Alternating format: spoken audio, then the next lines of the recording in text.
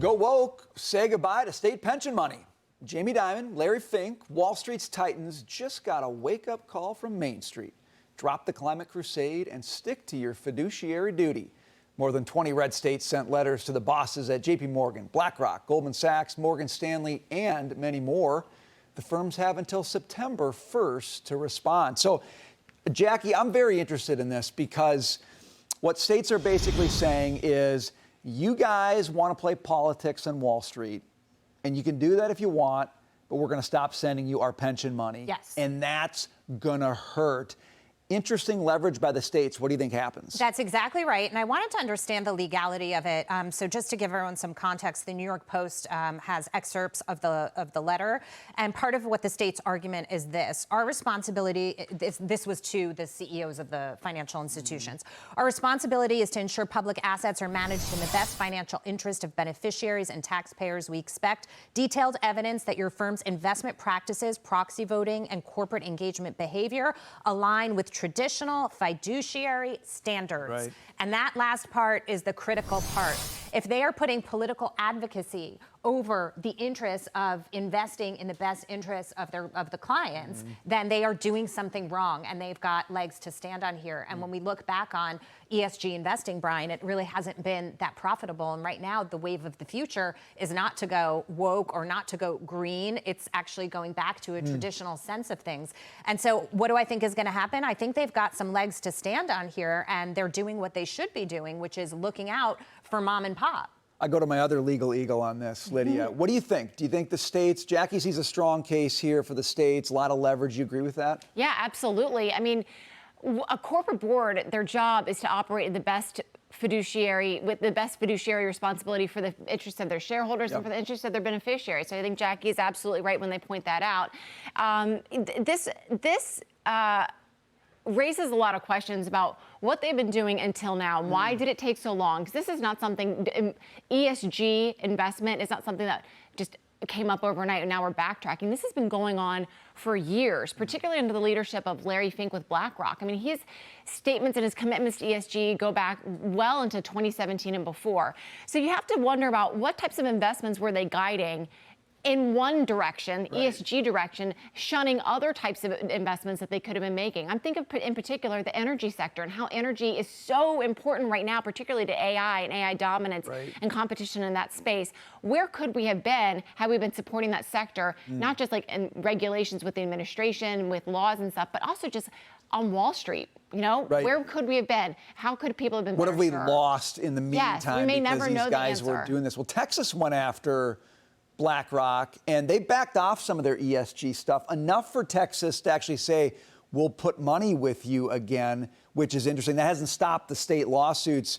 David, Texas got a little bit of a win there, but they're saying every state in the union should be doing this with these guys. Only 20 are signed on so far. Are we going to see more? You know, I'm going to be a little naysayer here because anything that empowers lawyers, I'm against. I think we are far too litigious. Love you guys, though. We are far too litigious in this nation already, and I don't think that we need to focus all of our attention. The market itself has done such a wonderful job over the past 3 years in killing all of this woke theology that people have been betting their lives on and betting the government. Of course, when you had a guy in the White House who was all for DEI, he could put power behind that statement and disempower people who are trying to do the right thing, the market thing, the thing that would help their investors.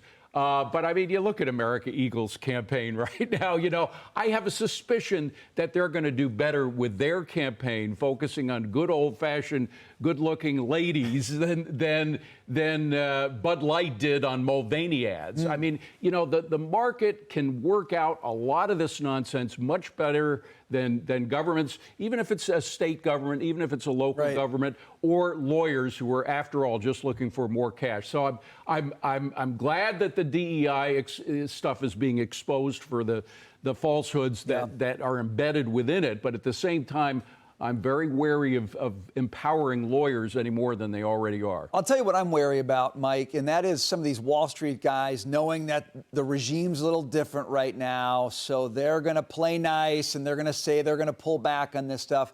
But all the same people who gave us the ESG and woke reality. But they were just looking for government payola. They were, but those people are still there. Yeah. So are the winds going to change and they're going to change? Are we getting a permanent move away from corporate America playing government and playing morality with it? So a few things here. So that you know what ESG actually stands for? Energy shortage guaranteed, right? and so good. That's good one.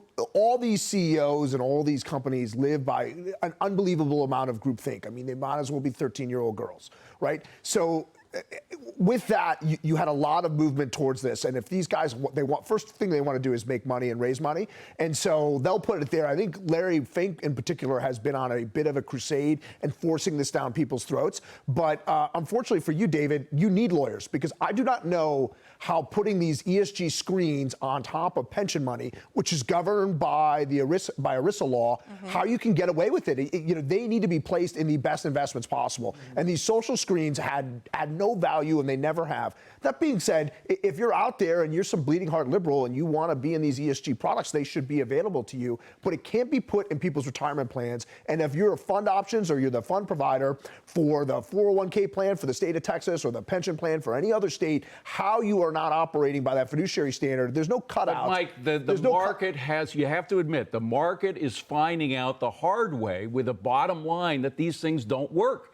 So even people like Larry Fink, of course, Jamie Dimon has spoken out against it recently, the stuff that he had to follow through. People had to follow the course because government was setting the course, and I'm for getting the government out of that course, no matter what side they're on. Well, and you bring up a really important point, which is that, say, Larry Fink, if this ever came to pass in court, for example, if they made the argument that at that time we did truly believe, because of subsidies and all these different things, that this was in the best interest of our client, and it's very hard to prove what somebody believes or doesn't believe because it's up here, then that would be their argument to fight against it. Well, they played a little game with everybody. They redefined interest. It used to be, what's your monetary interest? Now we kind of define interest as like, well, don't you care about the planet? If the planet goes up in flames, that's in your interest. What these states are doing is saying, nope, we're just going to talk about money. Keep it real simple. I like that. Coming up.